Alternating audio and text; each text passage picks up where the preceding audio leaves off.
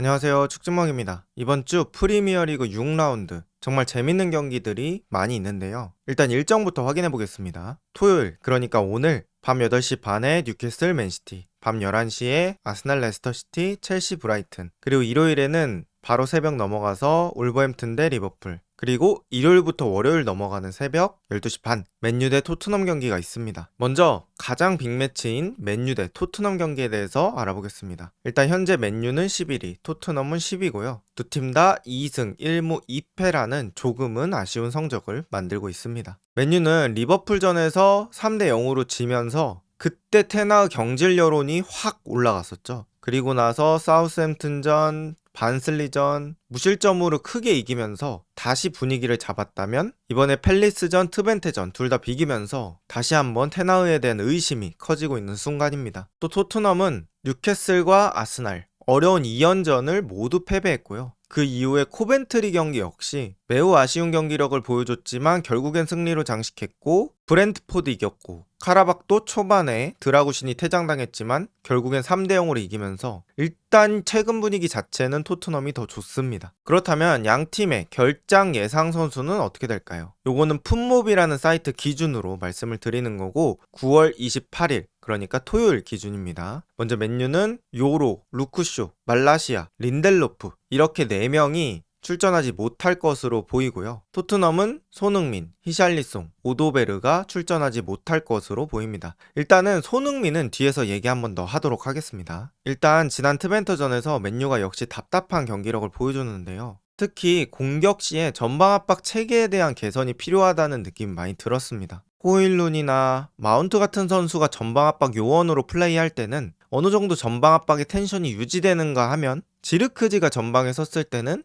압박의 텐션이 느슨해지면서 뒤늦게 압박을 따라가게 되고, 그런 압박 때문에 오히려 상대방은 중원에 빈 선수가 생기게 되는 그런 상황이 발생했습니다. 테나흐가 이번 시즌 처음 맡은 감독이라면 어느 정도 이해가 되는 부분이겠지만 테나흐는 3년차를 맞은 감독이죠. 그렇기 때문에 아직 전방 압박이 완성도가 높지 않다는 것은 테나흐에 대한 비판 여론을 더 가속화하는 그런 얘기거리가 되었습니다. 또 삼선 수비형 미드필더에 대한 고민이 있을 수밖에 없는데요. 브루노와 마이누 이렇게 두 명은 미드필더의 거의 고정이라고 보면 우가르테라는 선수를 쓸지 카세미루라는 선수를 쓸지 고민이 됩니다. 특히 우가르테 지난 트벤터전에서 한번 선발로 사용을 해봤는데 아직까지도 짧은 패스에 대한 패스미스가 꽤나 있고, 또 우가르테에게 아무리 빌드업적인 롤을 주지 않는다고 하더라도 어쩔 수 없이 반대 전환이 나가야 되는 상황들이 있거든요. 그럴 때도 우가르테가 반대 전환 능력이 그렇게 좋지는 않기 때문에 윙포워드를 주로 사용하는 맨유 입장에서는 우가르테의 사용법에 대한 고민이 있겠죠. 사실 우가르테와 에릭센이 어느 정도 합쳐진 유형의 카세미루인데 또 카세미루는 신체 능력이 많이 떨어져 있기 때문에 이 삼선에 대한 고민이 아직도 해결되지 않는다 라는 점이 맨유에게 큰 압박으로 다가올 수 있습니다. 또 공격수에 대한 고민도 어느 정도 있어요. 지르크지를 기본적으로 사용하고 있는 상태에서 호일룬이 부상해서 복귀를 했기 때문에 어떤 선수를 활용해야 될지에 대한 고민이 있습니다. 지르크지는 지공에서의 어느 정도 플레이가 되고 기본 패스가 되게 깔끔하고 연계 능력이 아주 좋습니다. 그래서 플레이가 좀 보는 맛도 있고 어느 정도 만들어가는 축구에 적합하다고 볼 수 있는데요. 반면에 전방 압박이라든지 직접 마무리라든지 흔히 말하는 압박형 포워드에게 요구하는 능력들은 많이 보유하고 있지 않습니다. 반면에 호일루는 그런 것들을 보유하고 있고 역습에서의 속도도 빠르기 때문에 그런 측면에서도 충분히 도움되는 자원이죠. 그래서 이 두 명 사이에서 누굴 결정하느냐가 테나흐에겐 아주 고민이 될 수 있습니다. 그 다음은 토트넘에 대해 얘기를 하면 토트넘은 지난 승리에도 불구하고 지공시의 득점력은 여전히 테스트가 필요합니다. 카라박전에서도 세트피스 한 골에 압박이나 역습 상황에서 2골을 만든 거고요. 브렌트포드전 역시 전방 압박에서 많이 비롯되는 골과 역습 상황에서의 득점이 있었습니다. 다르게 말하면 그런 부분들은 득점력이 살아있다 라고 볼 수 있는데, 역시 토트넘이 메인으로 하는 지공에서의 득점은 여전히 테스트가 필요하죠. 또 토트넘에게 긍정적인 부분은 지난 경기에서 아주 폼이 좋았던 메디슨이 유로파리그에서 풀 휴식을 취했습니다. 메디슨이 지난 경기 폼만 유지한다고 한다면 토트넘에게 아주 큰 도움이 될 수 있죠. 반면에 반더벤은 유로파리그에도 뛰었습니다. 이게 반더벤이 토트넘 축구에서 차지하는 비중이 되게 높잖아요. 반더벤이 뒷공간 커버를 워낙 잘하기 때문에 토트넘에 많은 숫자를 투자한 공격이 가능해지는 거고, 그런 측면에서 반더벤은 다른 선수들보다 스프린트가 많다고 볼 수밖에 없습니다. 그래서 어느 정도는 체력적인 부담이 있는 상태인데요. 이런 반더벤이 맨유의 빠른 윙어들을 막아야 합니다. 레시포드, 가르나초, 아마드 다 발이 빠른 윙어들이기 때문에 반더벤의 체력적 부담이 중요하죠. 그 다음은 저는 존슨을 좀 생각해 봤는데요. 존슨이 여태까지 골 결정력에 대한 비판들이 많았는데 어쨌든 2경기 연속 득점을 하고 있습니다. 약간은 비슷한 구도로 득점을 했고요. 그런 측면에서 존슨이 자신감을 되찾는다면 꽤나 많은 골을 만들어줄 수도 있겠다라는 생각을 했고, 과연 이번 경기에서도 토트넘의 구세주가 될지 궁금합니다. 그리고 가장 중요한 손흥민 선수에 대한 얘기인데요. 일단 포스테코글루가 인터뷰한 걸로 봤을 때는 이렇게 말을 했어요. 훈련을 지켜보고 결정할 것이고 솔직히 말하면 몸 상태가 좋지는 않다고, 이렇게 인터뷰에서 얘기를 했습니다. 현재 소니는 근육 문제로 보이는데요. 지난 유로파 경기에서도 몸 상태의 여파인지는 모르겠는데 컨디션은 그렇게 좋아 보이지 않았습니다. 사실 손흥민이 됐든 누가 됐든 저는 유로파 리그에서 공격진에게 휴식을 주지 않은 점, 그러니까 공격진에게 로테이션이 적었다는 거는 조금 개인적으로는 아쉬웠다고 볼 수 있는데요. 유로파리그 첫 경기니 포스테코글루가 이기고 싶은 마음은 알겠지만 기존 사용하는 주전 손흥민, 솔랑키, 존슨을 한 번에 다 썼다는 건 개인적으로는 아쉬운 부분이었습니다. 그래서 양팀의 종합 주요 포인트들을 보면 양쪽의 공격형 미드필더인 메디슨과 브루노의 컨디션이 양팀의 승패를 가를 가능성이 매우 높다고 생각하는데요. 양팀 공격형 미드필더의 최근 컨디션이 달라요. 브루노 페르난데스는 물론 잘하고 있는 선수는 맞지만 원래 브루노보다는 조금 떨어진 모습을 보여주고 있고요. 메디슨도 이렇다 할 활약을 보여주지 못하다가 지난 경기에서 팍 치고 올라왔거든요. 그래서 최근 컨디션은 메디슨이 더 좋다고 볼 수 있는데 또 홈 경기와 원정 경기라는 차이가 있으니까 이런 것들을 다 고려했을 때는 누가 더 강할지 중요한 부분이 되겠고요. 또 토트넘은 전방 압박에 대한 폼이 올라왔습니다. 2경기 연속 전방 압박으로 득점을 하고 있으면서 과연 토트넘이 이번 경기에서도 전방 압박으로 득점을 할 수 있을지 기대가 되고요. 그만큼 맨유 수비진의 후방 빌드업이 중요해졌습니다. 맨유는 공격 쪽에서는 조금 답답한 부분이 있지만 수비의 안정성은 늘어나고 있어요. 지난 4경기에서 1실점만 하면서 달로,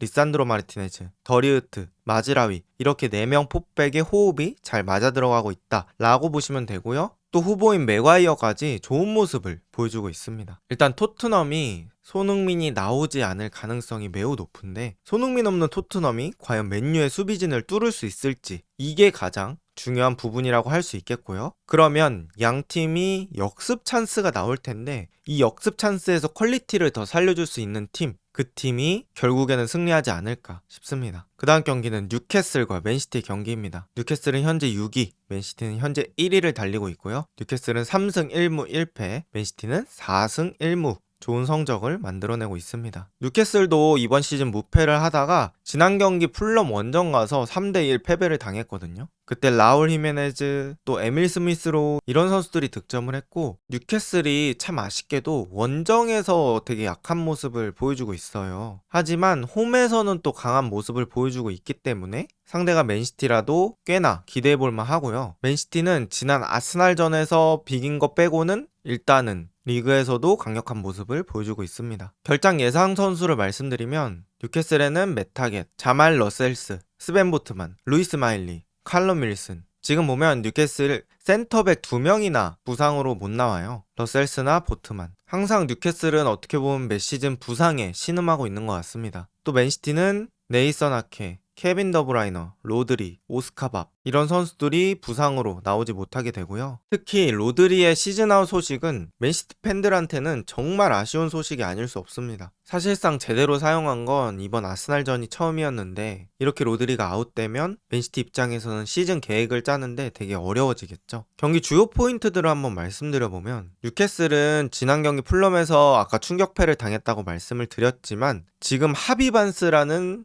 왼쪽 윙어가 되게 잘해주고 있어요. 현재 리그에서 3골과 1개의 도움을 기록하고 있어서 맨시티의 오른쪽 수비, 리코 루이스가 될지 워커가 될지는 모르겠지만 그 부분의 수비가 중요할 것 같습니다. 또 로드리의 빈자리에 대해서 또 고민을 해봐야 될 상황이 아닌가 싶은데요. 일단은 코바치치가 가장 유력한 후보고, 스톤스 역시 수비형 미드필더 볼 수 있고, 또 유스의 오라일리라는 선수가 있기 때문에 로드리의 빈자리를 누가 채울지에 대한 고민도 있을 것 같습니다. 제 생각에는 코바치치가 가장 정배가 아닌가 싶어요. 제가 아까 말씀드렸던 것처럼 뉴캐슬은 홈만 오면 경기력과 성적이 상승하는 팀입니다. 3경기에서 2승 1무를 기록하고 있고, 특히 홈에서 압박 강도라든지 선수들의 에너지가 되게 늘어나는 것 같더라고요. 그래서 이번 맨시티가 뉴캐슬로 원정을 떠나는 것도 쉽지 않을 것 같습니다. 또 포든에 대해서 궁금증을 가질 수밖에 없는데요. 포든이 아직 펩이 본격적으로 개시를 안 한 건지, 아니면 사비뉴라는 선수가 들어오면서 포든이 주전에 밀린 건지는 이번 경기부터 본격적으로 확인할 수 있을 것 같습니다. 일단 포든이 주중에 리그컵에서 선발로 뛰었기 때문에 이번 경기도 선발에서 제외될 가능성도 배제할 수 없는데요. 과연 포든의 이번 시즌은 어떻게 될지 너무나 궁금한 부분이네요. 또 전술적인 포인트로는 뉴캐슬의 강한 전방 압박이 시작될 거예요. 이걸 맨시티가 어떻게 견뎌낼지 중요하고요. 또 뉴캐슬전이 지난번에 덕배가 교체로 나오면서 오스카밥이 극장골 넣고 이겼었거든요. 그런데 이번 경기에서는 덕배가 부상 의심으로 인해서 출전하지 않을 가능성이 높고, 덕배 대신에 슈퍼스타가 될 선수가 필요합니다. 또 리그컵에서는 주전들한테 확실한 휴식을 부여를 했습니다. 특히 수비진은 많은 로테이션을 돌리면서 맨시티가 어느 정도 주전들의 체력 관리를 한 모습입니다. 그 다음은 아스날과 레스터시티의 경기인데요. 현재 아스날은 리그 4위, 레스터시티는 리그 15위입니다. 아스날은 3승 2무 0패,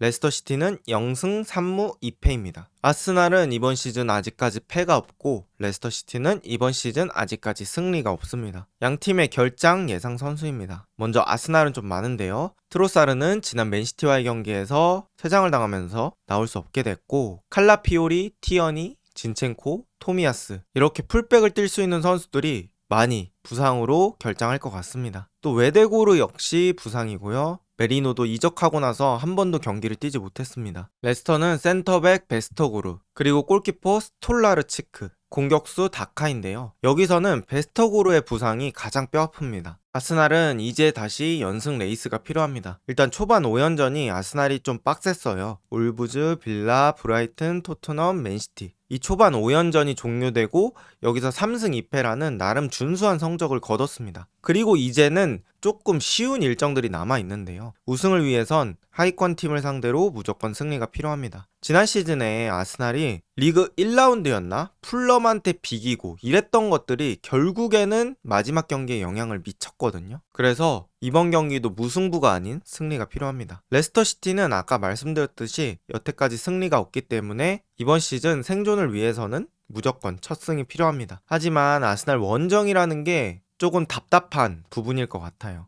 비록 어려운 시즌이지만 레스터시티 역시 꼭 승리가 필요합니다. 이번 경기에서도 세트피스가 불을 뿜을지 또 기대가 되는데요. 아스날이 토트넘전에서도 그렇고 맨시티전에서도 그렇고 세트피스로 득점을 하면서 경기 자체를 되게 유리한 상황으로 바꿔놓고 많이 했거든요. 그래서 이번 경기에서도 아스날의 세트피스 어떤 패턴으로 전개될지, 그리고 어떤 성과를 낼지 궁금합니다. 그 다음은 첼시와 브라이튼의 경기인데요. 첼시는 5위, 브라이튼은 7위입니다. 첼시는 3승 1무 1패, 브라이튼은 2승 3무라는 아주 좋은 성적을 거두고 있습니다. 첼시는 팰리스전에서 홈에서 비겼지만 본머스, 웨스트햄을 상대로 연속으로 이기다가 이번에 리그컵에서도 로테이션을 많이 돌렸는데도 대승을 하면서 아주 좋은 흐름을 이어가고 있습니다.